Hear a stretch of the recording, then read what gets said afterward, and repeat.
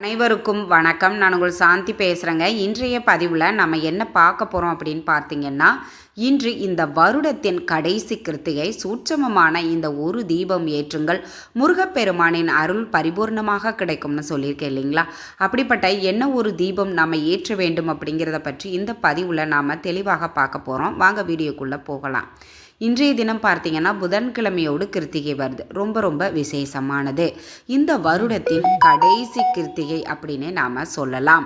அதனால் இந்த கிருத்திகையில் முருகப்பெருமான மனதார நாம் விரதம் இருந்து வழிபட்டோம் அப்படின்னா வாழ்க்கையில் முருகப்பெருமான் நம்மளுக்கு அனைத்து நலன்களும் கண்டிப்பாக கொடுப்பாரு.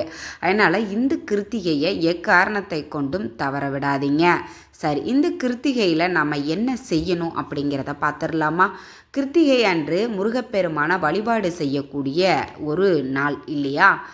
நீங்கள் விரதம் இருந்தாலும் சரி, இல்லை விரதமெல்லாம் இருக்கலாமா, நாங்கள் வழிபாடுங்க மட்டும்தான் செய்கிறோம் அப்படின்னாலும் சரி, தாராளமாக இந்த ஒரு தீபத்தை ஏற்றி முருகப்பெருமான வழிபாடு செய்யுங்க. வாழ்க்கையில் நம்மளுக்கு பல பிரச்சனைகள் வரும் இல்லையா? எல்லாருமே இப்போ எங்கே பார்த்தாலும் முருகர் முருகர்னே பேசுகிறாங்க அப்படின்னு பரவலாக ஒரு பேச்சு இருக்குது.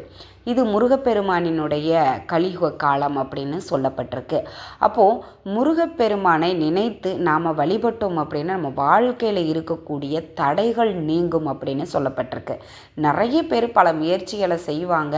ஆனால் ஏதோ ஒரு விதத்தில் அவங்க செய்கிற முயற்சி தோல்வி அடைஞ்சிட்டே இருக்கும். ஏதோ ஒரு பிரச்சனை, ஏதோ ஒரு தடைகள் இருந்துகிட்டே இருக்கும். இந்த மாதிரி உங்கள் வாழ்க்கையில் தடைகள் விலக வேண்டும் அப்படின்னா முருகப்பெருமான வழிபாடு செய்யுங்க. அதுலேயும் கிருத்திகையில் நம்ம முருகப்பெருமானை வழிபாடு செய்வது ரொம்பவே சிறப்பான பலன்களை நம்மளுக்கு கொடுக்கும் இல்லையா?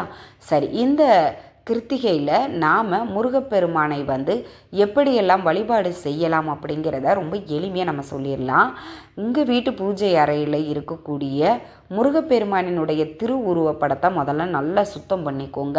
மஞ்சள் குங்குமம் வச்சுக்கோங்க. வாசனை நிறைந்த மலர்களால் அலங்காரம் பண்ணிக்கோங்க.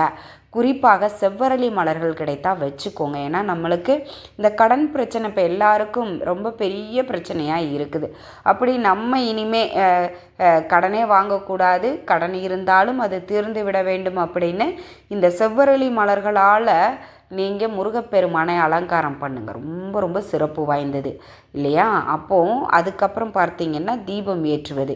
இப்போ நான் சொல்லக்கூடிய சூட்சமமான எந்த ஒரு தீபத்தை நீங்கள் ஏற்றுங்க. நீங்கள் வீட்டில் எப்பொழுதும் காமாட்சி தீபம் ஏற்றுறீங்க, குத்துவிளக்கு தீபம் ஏற்றுறீங்க அப்படின்னாலும் சரி, அந்த தீபத்தோடு சேர்த்து இப்போ இந்த தீபத்தை ஏற்றிக்கோங்க.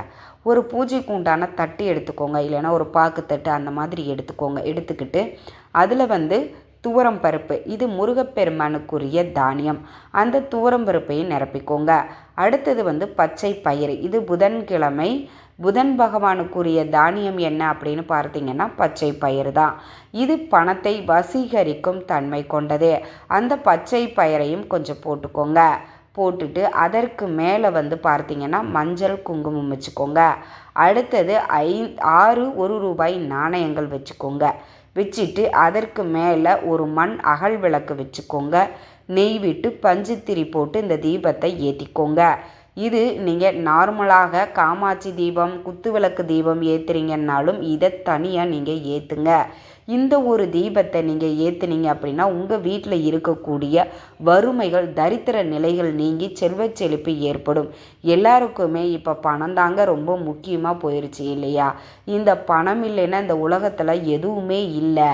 எதையும் சம்பாதிக்க முடியாது, எதையும் வாங்க முடியாது.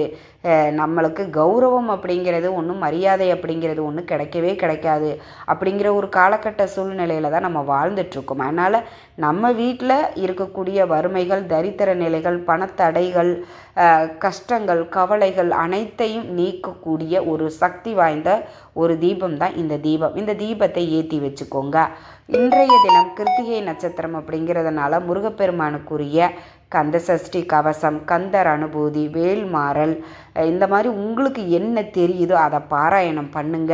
முருகப்பெருமான் கிட்ட மனதார பிரார்த்தனை பண்ணுங்க. என்ன உங்களுடைய வேண்டுதல் கோரிக்கைகள் ஒரு நல்ல கவர்மெண்ட் ஜாப் வேணும், இல்லை இந்த கம்பெனியில் எனக்கு இந்த ஒரு ஜாப் வேணும், சொந்த வீடு வேண்டும், இப்படி உங்களுடைய வேண்டுதல்கள் விருப்பங்கள் எதுவாக இருந்தாலும் அதை முருகப்பெருமான் கிட்ட மனமுருகி மன்றாடி பிரார்த்தனை பண்ணுங்க. முருகா, நீ தான் இருக்கிற, நீ தான் எனக்கு கொடுக்கணும், நீயே கைவிட்ட எனக்கு வேற யார் இருக்கா அப்படின்னு முருகப்பெருமான் கிட்ட மனதார பிரார்த்தனை பண்ணுங்க. பிரார்த்தனை பண்ணிட்டு தீபதூப ஆராதனை எல்லாம் காட்டி உங்களுடைய பூஜையை நீங்கள் நிறைவு செய்து கொள்ளலாம். ரொம்ப ரொம்ப எளிமையாக இந்த வழிபாட்டை நீங்கள் வீட்டிலையே செய்யலாம். நெய்வேத்தியம் அப்படிங்கிறது பால் பாயாசம் முருகப்பெருமானுக்கு ரொம்ப பிடிக்கும். இதில் இன்றைக்கி புதன்கிழமை அப்படிங்கிறதுனால பச்சை பயிறு புதன் பகவானுக்குரிய தானியம். அந்த பச்சை பயிரில் தோல் நீக்கணும் அப்படின்னா அது உடைச்சிட்டாங்கன்னா அது பாசிப்பருப்பு சிறுபருப்புன்னு சொல்லுவாங்க. அதில் நீங்கள் பாயாசம் வைங்க. அந்த சிறுபருப்புலையே பாயாசம் வைப்பாங்க. அதை கூட நீங்கள் இன்றைய தினம் வச்சு முருகப்பெருமானுக்கு மனதார பிரார்த்தனை பண்ணுங்க. நிச்சயம் பார்த்திங்கன்னா உங்கள் வாழ்க்கையில் ஒரு ஆடம்பரமான ஒரு வாழ்க்கை அப்படிங்கிறது அமையும். ஒரு ஜாதகத்தில் இந்த குரு எந்த இடத்துல இருக்கிறாரோ அதை விட பார்த்திங்கன்னா குரு பார்க்க கோடி நன்மை அப்படின்னு சொல்லுவாங்க. அப்போது அதெல்லாம் நம்மளுக்கு நல்ல ஜாதகத்தில் நம்மளுக்கு நல்ல விதமாக அமையணும், நம்மளுக்கும் ஆடம்பரமான ஒரு வாழ்க்கை அமைய வேண்டும் அப்படின்னா கண்டிப்பாக நீங்கள் என்ன பண்ணுங்க, இந்த ஒரு தீபத்தை ஏற்றுங்க, நெய்வேத்தியம் வைங்க, முருகப்பெருமான மனதார பிரார்த்தனை பண்ணுங்க. அதே மாதிரி உங்கள் வீட்டுக்கு அருகில் இருக்கக்கூடிய முருகப்பெருமான ஆலயங்களுக்கு சென்று நீங்கள் முருகப்பெருமானை வழிபாடு செஞ்சுட்டு வாங்க. அபிஷேகத்திற்கு தேவையான பொருட்களை உங்களால் முடிந்த பொருட்களை வாங்கி கொடுங்க. பால் வாங்கி கொடுக்கலாம், தயிர் வாங்கி கொடுக்கலாம், சந்தனம் வாங்கி கொடுக்கலாம், தேன் வாங்கி கொடுங்க. இது உங்களால் என்ன முடியுமோ அந்த அளவுக்கு வாங்கி கொடுங்க. ரொம்ப நிறைய வாங்கி கொடுக்கணும் அப்படிங்கிற அவசியம் இல்லை. உங்களுக்கு என்ன முடியுமோ அதை நீங்கள் வாங்கி கொடுத்தாலே போதும். முருகப்பெருமான் நம்மளுக்கு என்ன செய்கிறாங்க அப்படிங்கிறத பார்க்க மாட்டார். நம்மளை எந்த அளவுக்கு நம்பிக்கையோடு அவங்க வழிபாடு செய்கிறாங்க அப்படிங்கிறத மட்டும்தான் முருகப்பெருமான் பார்ப்பார். அதுக்கப்புறம்தான் நம்ம யார் அப்படிங்கிறதையே அவர் பார்ப்பார். எப்பொழுதும் ஒன்று ஞாபகத்தில் வச்சுக்கோங்க. நிறைய பேர் என்ன சொல்கிறாங்கன்னா, முதல்ல கூட கொஞ்சம் நல்லா இருந்ததுமா, என்னைக்கு இந்த முருகப்பெருமானை வழிபாடு செய்ய ஆரம்பித்தோமோ தொடர்ந்து பிரச்சனை மேலே பிரச்சனையாக வந்துக்கிட்டே இருக்குது அப்படின்னு சொல்லுவாங்க. முருகப்பெருமான் சோதிப்பாரே தவிர கைவிடவே மாட்டாருங்க. உங்களை எந்த அளவுக்கு சோதிக்கிறாரோ அந்த அளவுக்கு உங்களுக்கு உங்கள் வாழ்க்கையில் நன்மை நடக்க போகிறது அப்படிங்கிறது அர்த்தம். அதை நீங்கள் கவனமாக வச்சுக்கோங்க. எந்த ஒரு சாதாரண கல் கல்லாக தான் இருக்கும். அந்த உளியை வச்சு செதுக்க தான் அது சிலையாக மாறும். வலி தாங்க முடியாமல் ரெண்டாக உடைஞ்ச கல் வெளியில் தான் கிடக்கும். அந்த வலியை தாங்கி நிற்கிற அந்த கல் தான் கருவறைக்குள்ளார நாம் வணங்குற கடவுளாக இருக்கும். அதை மட்டும் நீங்கள் உங்கள் லைஃப்பில் நினச்சிக்கோங்க. நீங்கள் எப்போ கல்லாக இருக்கணும், எப்போ கடவுளாக இருக்கணுங்கிறது உங்களுக்கு தெரியும். நம்மளை சோதிக்கிறாரு அப்படின்னு நினச்சி நீங்கள் கவலையே படாதீங்க. முருகப்பெருமான் எப்பொழுதும் யாரையும் நம்பினவங்களை கைவிடவே மாட்டார். நம் வாழ்க்கையில் பல அற்புதங்களை கரெக்டான நேரத்தில் கரெக்டாக செஞ்சுருவார். அதனால் கட்டாயம் இந்த ஒரு வழிபாட்டை செஞ்சு பாருங்கள். முருகப்பெருமானுடைய அருள் உங்களுக்கு பரிபூர்ணமாக கிடைக்கும். இந்த தகவல் உங்களுக்கு ரொம்பவுமே பயனுள்ளதாக இருந்திருக்கும்னு நினைக்கிறேன். வீடியோ பிடிச்சிருந்தால் லைக் பண்ணுங்கள், ஷேர் பண்ணுங்கள், கமெண்ட் பண்ணுங்கள். இந்த பதிவை உங்களுடைய உற்றார் உறவினர்கள் நண்பர்களுக்கும் ஷேர் பண்ணுங்கள். அவங்களும் பார்த்து பயன்பெறட்டும். நன்றி, வணக்கம்.